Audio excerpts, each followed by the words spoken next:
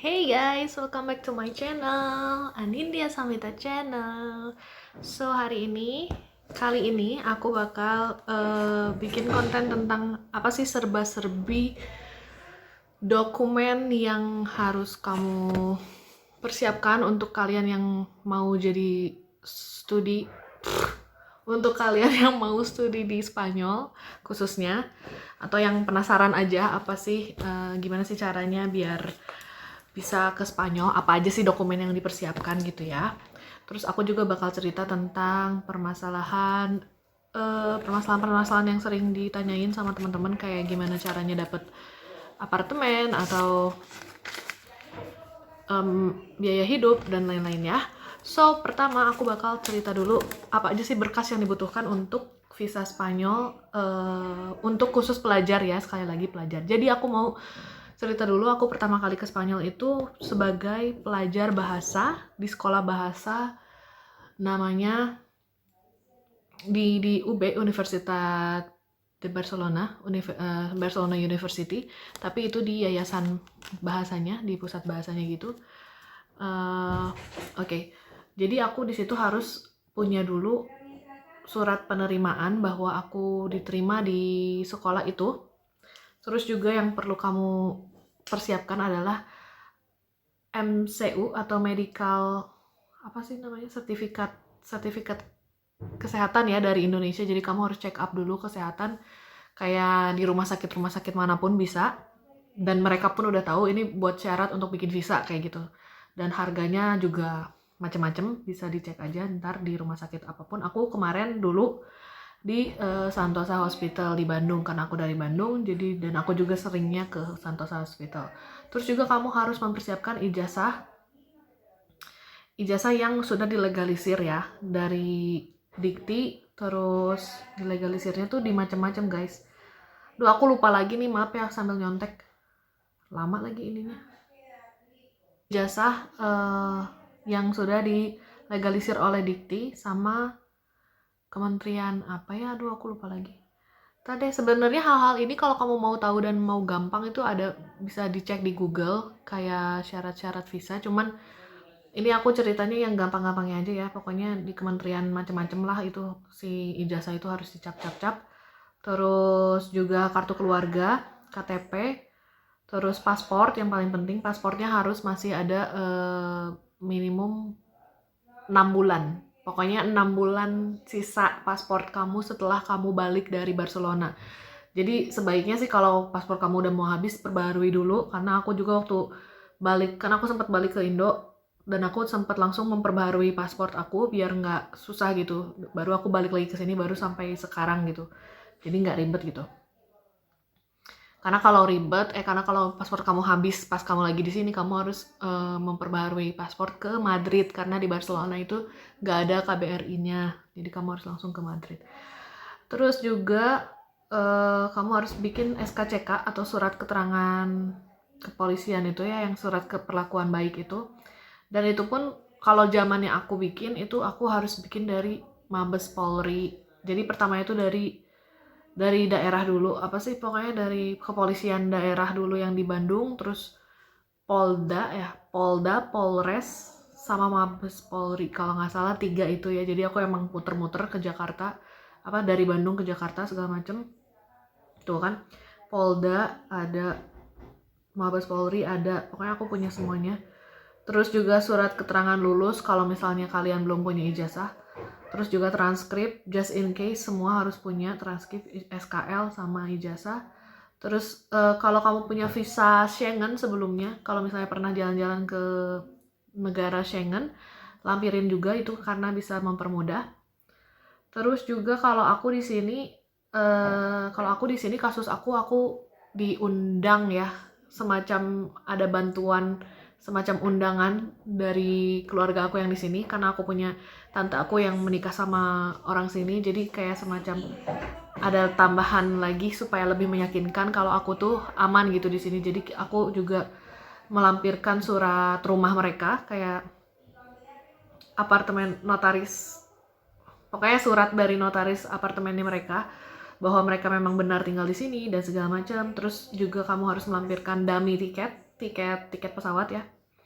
Itu sebenarnya yang surat apartemen om aku itu sebagai pengganti dari surat hotel atau surat apartemen. Jadi kalau kamu misalnya nggak ada yang ngundang kamu harus punya juga surat bahwa kamu udah punya tempat tinggal di sini. Jadi itu kayak pembuktian tempat tinggal sama pembuktian tiket pesawat. Kayak gitu. Terus juga surat bukti bahwa kamu diterima di universitas atau sekolah bahasa atau apapun yang membuat kamu kesini gitu. Waktu itu aku kan di Estudio Hispanico, studi Spanish di UB kan, di Universitas Barcelona. Jadi aku harus melampirkan email dari UB itu bahwa aku diterima, dan juga surat penerimaannya, dan juga surat pre-registrationnya. Pokoknya semua hal tentang itu. Dan juga karena kasus aku diundang, ada bantuan undangan dari om aku yang orang sini, orang Barcelona asli. Jadi dia juga bikin invitation letter berbahasa Inggris atau berbahasa Spanyol juga lebih baik, karena kita ngasih invitation letter ininya ke Embajada de España, Embassy of Spain di Jakarta. Terus juga kamu harus punya police travel, asuransi kesehatan. Waktu pertama kali banget aku bikin asuransi kesehatannya pakai ACA. Tapi yang kedua kali aku berangkat aku pakai asuransi Sanitas, asuransi dari Spanyol. Waktu pertama kan pakai ACA itu dari Indonesia, itu bisa karena aku cuma 4 bulan. Tapi selanjutnya karena aku lebih lama, aku harus pakai Sanitas, asuransi milik negara Spanyol, yang biasa itu ada studentnya, ada student insurance khusus gitu, jadi lebih murah dan segala macam, dan lebih aman dan lebih terpercaya oleh embassy. Jadi kalau aku boleh saran, kalian pakai Sanitas aja atau asuransi internasional lainnya. Terus juga ini apa ya? Oh, ada juga surat pembayaran rutin rumah om aku. Jadi om aku melampirkan juga bahwa mereka benar tinggal di sini dan segala macam, dibuktikan dengan surat itu. Terus apa lagi ya? Yang penting adalah udah sih, kira-kira itu aja. Sama kalau misalnya udah sama bukti pembayaran sekolah bahasa kalian. Jadi selain tadi bukti diterima, bukti pembayaran juga penting. Terus kalau masalah biaya hidup atau dan lain-lain, aku sebenarnya nggak pernah benar-benar nge-calculate, nggak pernah benar-benar ngitung berapa sih biaya hidup aku di sini gitu. Cuman kira-kira kalau berdasarkan yang harus aku bayar setiap bulan gitu ya.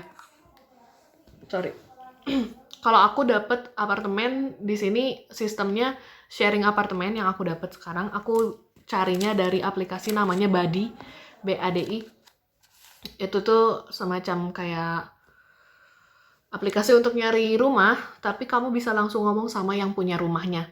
Jadi bukan via agensi atau agent lainnya gitu. Jadi langsung orang sama orang gitu, dan itu lebih enak. Kamu bisa langsung ketemu juga, bisa chattingan dulu dan sebagainya. Dan aku dapat rumah ini, jadi aku ini sharing lokasinya, aku di Barcelona City Center di namanya Barrio Gótico, dan aku sharing apartemen ini sama satu pasangan. Mereka pasangan cewek dan cowok, sepasang gitu, sudah umurnya 40-an ke atas gitu. Jadi memang aku sengaja sharing sama yang lebih tua supaya merasa aman dan supaya merasa ada kayak keluarga gitu ya, kekeluargaan. Dan memang aku kan udah ngecek dari beberapa apartemen yang aku sebelumnya cari, dan yang paling serak tuh sama rumah ini gitu, karena ini enak banget rumahnya. Aku punya kamar ini, bednya double bed, kayak king size atau queen size, enggak sih, pokoknya gede lah, bisa buat berdua. Terus aku juga punya bathroom private, kamar mandi pribadi. Terus juga di sini ada balkoninya, udah enak banget. Terus ruangan tamunya juga enak, ruang tamu, ruang makannya, terus ada dapurnya bareng-bareng. Terus lokasi kamar mereka itu di sebelah sana, kamar mereka.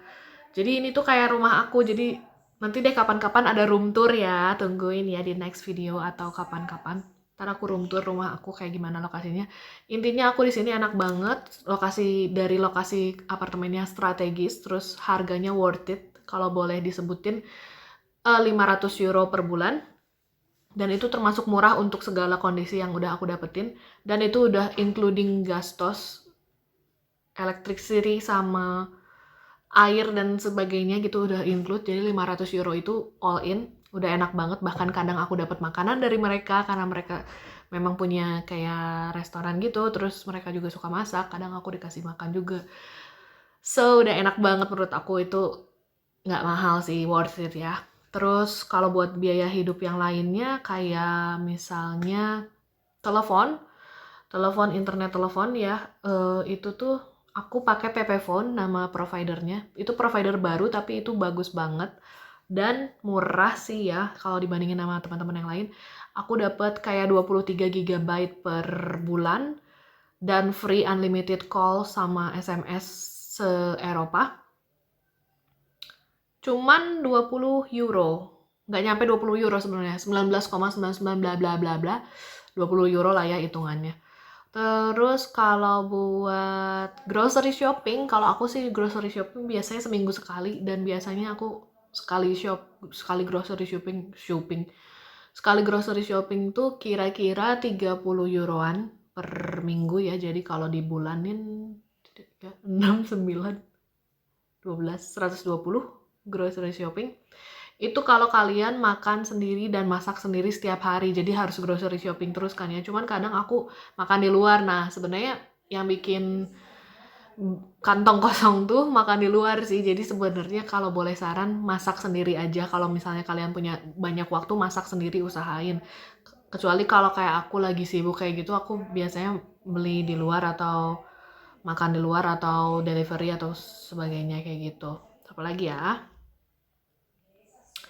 udah sih paling kayak gitu. Jadi biaya sama transportasi di sini naik metro ya. Jadi ada namanya metro, itu subway kalau yang belum tahu. Metro itu sebutan untuk subway di sini. Terus juga ada autobus, bus, sama ada tram, sama ada Rodalies. Rodalies itu kereta seperti metro tapi yang jarak jauhnya. Pokoknya mereka itu kayak terorganisir gitu, jadi satu perusahaannya namanya TMB. Dan kita bisa beli tiket TMB yang bisa berlaku buat apapun itu. Itu macam-macam juga harganya, tapi aku biasanya pakai TJOV tulisannya, itu buat orang anak muda di bawah 25 tahun atau 25 tahun juga masih bisa. Aku kan masih 25 tahun.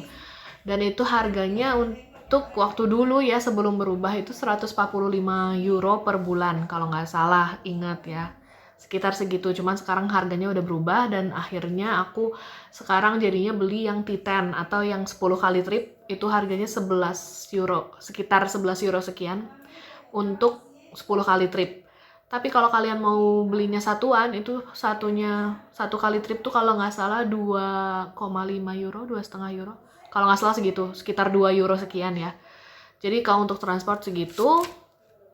So, kalau dikalkulasiin sekitar berapa tadi? 500 apartemen, katakanlah sebulan untuk transport 150, 650.